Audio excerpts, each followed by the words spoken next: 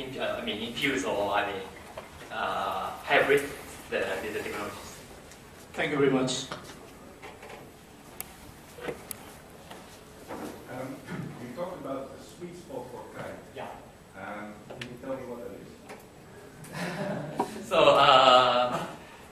if you got a very high Chi material, you lose the kinetics, I think, basically. Especially if you want to get rid of the defect inside. So you, after space separation, and if there is a remaining defect, and if you want to get rid of that by annealing longer time, that's difficult because if it's once separated, the chain can't diffuse from the one domain to other domains. Okay, so I understand it will be case dependent, but how should we find out? Let's say we want to print, let's say, I don't know, let's say we take a 20 nanometer. すごないですね。 How should we find out what kind we want to represent? That's a very 座ってみちゃ difficult question. Yeah, I know there is a sweet spot. Well, that's for the oh. I have another Okay. Maybe we will think about that. Maybe we can change the effective Chi by working on the solvent annealing and see that what kind of Chi is good for the. Well, but I think that's still a question. So it's the diffusion penalty is a function of the. So you're right. Higher Chi-n does give a penalty for diffusion, but it's a penalty over the baseline diffusion if the polymer wasn't phase separated itself. So as you go to smaller and smaller dimensions, the molecular weight gets lower and lower. So right, if Chi is really high, let's say for your 20 or 16 nanometer or whatever material, if you use a material that has a really high Chi, the molecular weight may be very small.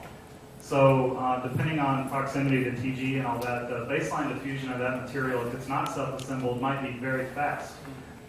So yeah, there's no simple answer to your question. Yeah. It's very complicated. I agree. Thank you for questions.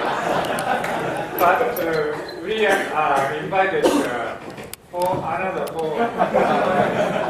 Thank you very much. Maybe we run out of time if we continue. So after the panelist speaks, we'd like to have some time to discuss. Okay, the second speaker is Dr. Sam Surakumar. I'd like to introduce briefly. He is an Intel Fellow and Director of the Lithography in Intel Portland Technology Development Group in Oregon. After graduating from University of Illinois, he joined Intel in 1990, and he has worked on photoresist, patterning equipment, and process development of every submicron process technology generation at Intel. He is currently responsible for the definition and development of Intel's next generation lithography processes, resolution enhancement technology, and OPC. He is also responsible for the EUV program at Intel. Yes, thanks. Thank you. So Professor Ueno started off dividing us all into specialists and non-specialists. So I'm firmly in the non-specialist camp. For the disclosure, I don't work on DSA. We have a research group at Intel that's primarily responsible for the DSA work. But I work in the development group, so eventually we will get the DSA technology, and then it will be my job to make it manufacturable and put it into HVM.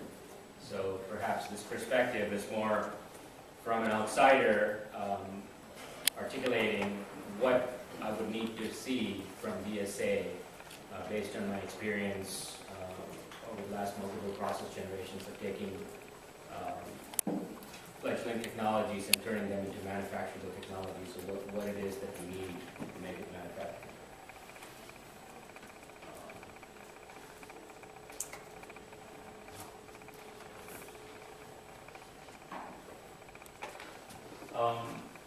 So what is the value proposition for DSA? So in this example here, I've taken a slide that one of my colleagues, Jan Brodowski, showed. And